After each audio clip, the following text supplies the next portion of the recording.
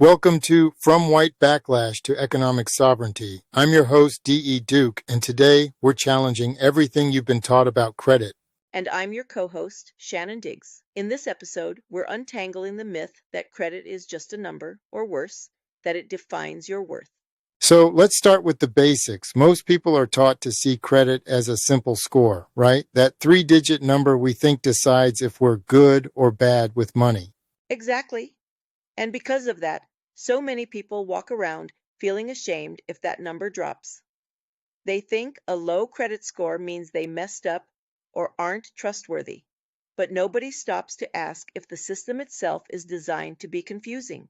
That's the real kicker. The shame runs so deep that we're too busy blaming ourselves to analyze the structure. So, Shannon, what is credit really beyond the number?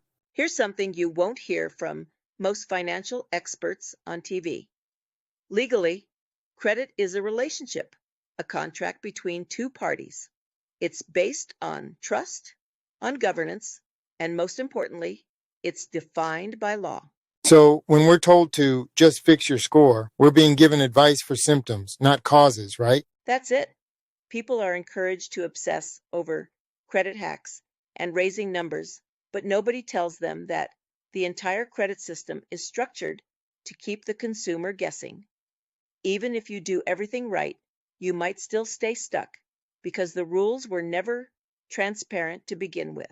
That's why so many play by the rules and yet find themselves locked out of better rates, mortgages, or business loans. If your credit is a tool of judgment instead of an asset you control, it keeps you powerless. And once you realize that credit isn't a character test, but a system of control, your thinking changes. Instead of begging for approval, you start to approach credit strategically, like any other contractual relationship. That's where the idea of economic sovereignty comes in. It's not about escaping the system and living off the grid. It's about knowing the rules so well that you can play the game with confidence. Knowledge is leverage. And that's freeing. It means you don't have to be perfect or blame yourself for every dip in your score. Instead, you can learn the mechanics and use credit to your advantage, whether you're looking to build a business or simply want more stability for your family. And let's be clear, for anyone listening who's ever felt confused, discouraged, or blamed by banks or lenders, you're not alone. The system works best when you don't understand it, when you believe you're to blame for its opacity.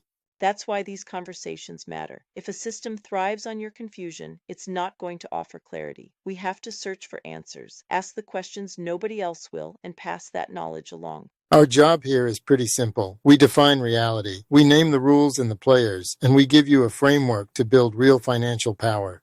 Think about it. When you know your rights within the credit system, you don't just survive, you start to thrive. Relationships have terms. Knowledge gives you options. So stay tuned, keep questioning, and remember, real power isn't in your score, it's in your understanding. We're just getting started. Thanks for listening to From White Backlash to Economic Sovereignty. Until next time, take care of your power.